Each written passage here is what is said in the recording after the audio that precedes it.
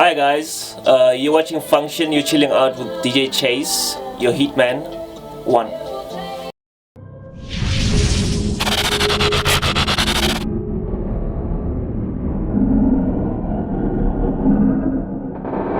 How's the relationship with Ganyani? He's been a dear friend of mine for almost 10 years now. Yeah, he's like my big brother, you know. Yeah, we have a great working relationship, great energy, you know, together, and you know, there's trust. You know when you team up with people that you trust, you know, you don't have to do as much, you know, because you know you got each other's back, you know. So yeah, that's the nature of the relationship we have. How did you two meet? We met through a friend of ours, DJ Mbuso. Yeah, so Ganyani was looking for you know, someone to teach him how to produce, you know. So I remember I was kind of giving classes at the time, but informally so. So yeah, that's how we linked up. So Mbuso is your friend? Yes. He was one of the people that I'd go to for advice when I was still back in school, you know, studying contemporary music. So he was one of the people that kind of, you know, gave me tips on how to arrange, you know, a house song and all that stuff. Yeah. What was one advice you took from him and you're still implementing to this day? DJ Mbuso. DJ, yeah, I'm talking about DJ Mbuso. Yes. Well, I'll tell you the one advice that he gave me, and I went against it because I like to break the rules. He told me that there was no formula to making a hit song, and I found that formula. Okay. And you been sticking to the formula. So I'll say it's an advice because he challenged me to, you know, that's how my mind works. You know, when you tell me that I can't do something, then I press through. Okay. Talking about production, Ganyani Family Gathering is working on something currently. Yes. When is it due? It's due in September. Yeah, I'm looking forward to it. So basically, this is a project where me and my friends, you know, we like, as the album says, family gathering. It's a bunch of us producers that work alongside Ganyani as well. It's a bunch of us putting our work together, put a body of work together to, you know, share with the people, and yeah. What should we expect from the album? What type of sounds? More Afro, more soulful, more garage house? What type of sounds? Because we as producers, we have different sounds, so it's gonna be a wide variety of sounds. You know, I don't have a sound. I do what feels good, you know, as long as there's that, like I told you, there's that soulful aspect to it. So you can expect Afro with a bit of the crossover feel, with a bit of soul, old school sounds, definitely. It's gotta be in there. A bit of African batanga, a bit of tom. So it's really an album that will cater for, you know, for all sorts of events. Can you tell us a bit about your background into music? How did it all start? So I started out by mimicking other people's music, and you know, the minute I couldn't get the lyrics, you know, I would just put my lyrics there, and I thought it sounded quite good, you know. And later on, I thought, how about I put my own melody to the lyrics, you know. And that's how it all started, like really. Then, you know, I got a keyboardist to accompany me because it's much easier getting accompaniment while you're singing. And when we lost touch with the keyboardist, my mom told me that, you need to learn how to play any instrument, so you don't have to rely on someone to always be backing you. You know, I mean, I had to get this guy to come and to come and visit me during holidays. It was becoming a bit of a mission to get this whole thing together. So I picked up guitar. My uncle had a band, and he would teach me a few chords on the guitar, and the next thing I picked up piano, and that's where it all started. And I enrolled at the National School of the Arts in 2013 to study contemporary music. Started a band, and one day we auditioned for Huma Sikela. I couldn't believe it.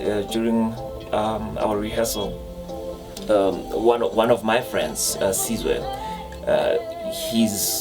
his uncle is Huma Sikela, and he was like, I can get this guy to come and check you guys out. I mean, he was a big fan of our band, and I mean, we were doing great. I mean, we were equipped with great musicians, and it was just hard to maintain a band. I mean, 6 people, to get them to be on the same page all the time, it was.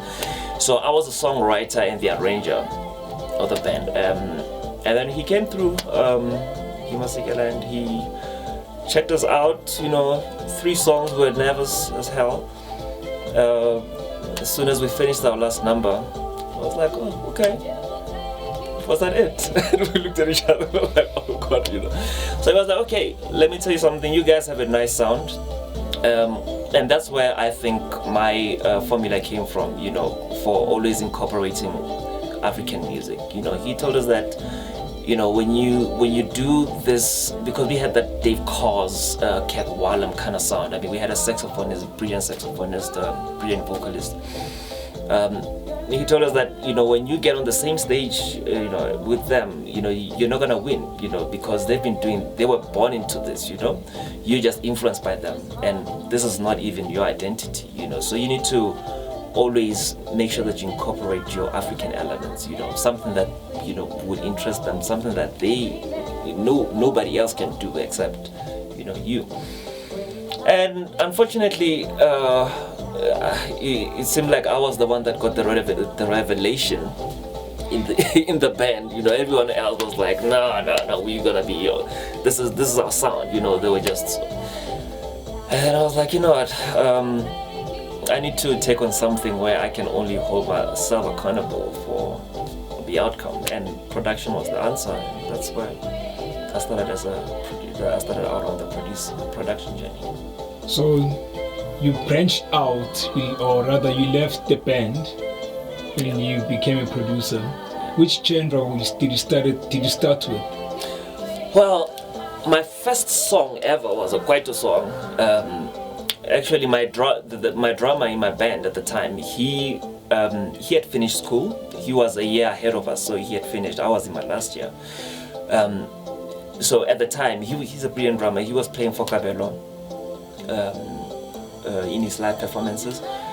And one day he took us to one of their rehearsals, and I was like, I mean, I've always been a big fan of, TKZ and, especially Kabelo. So being in their rehearsals was like a dream come true for me, And yeah, he introduced me to Kabelo, and Kabelo said, hey, if you've got some soulful stuff, he always uses this expression, like, if you have some expensive chords, on your production, call me up, let me come and listen, And yeah, I begged for studio time from one of my teachers, to let me put together a demo.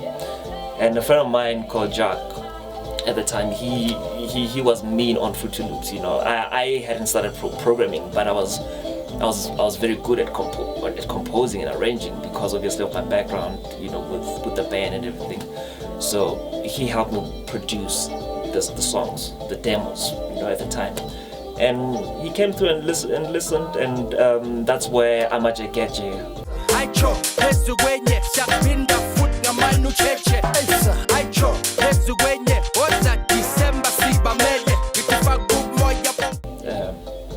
Was born, and Good Life.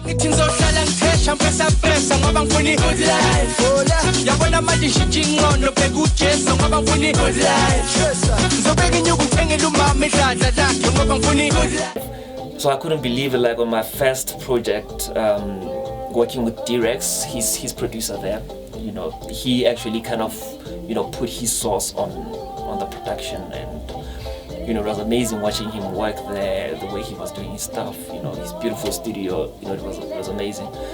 And yeah, 3 of those tracks went to become the album singles. That at the time, that's when Kabelo was putting together his Blackjack project with his band, the Blackjack Amajekeje.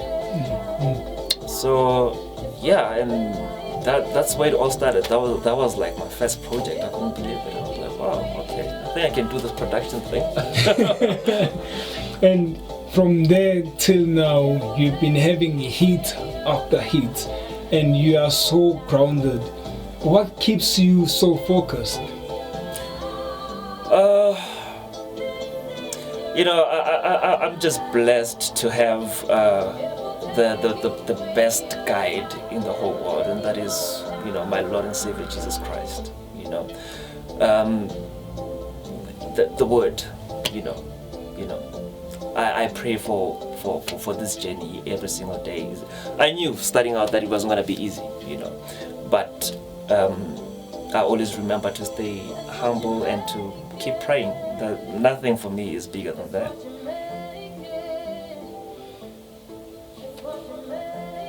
So you're saying believing in the Lord Jesus Christ has kept you grounded. Don't you feel like the pressures around you, or looking at other celebrities, the life that they're living, can somehow influence you? You see, that's the thing. Very easily so. I mean, it's a crazy industry where, you know, everything is just, you know, on. It's like a maniac society. You know, there's drugs, there's, you know, women, there's all these things. But like I said, you know, faith has been, you know, my shield. You know. And when you have a strong shield, you know, the pressures from the outside can come inside, because once you let them come inside, then that's when the boat starts sinking. You know? That's true. That's true. Yeah. And that's something upcoming producers need to really understand, that you have to focus on your goal.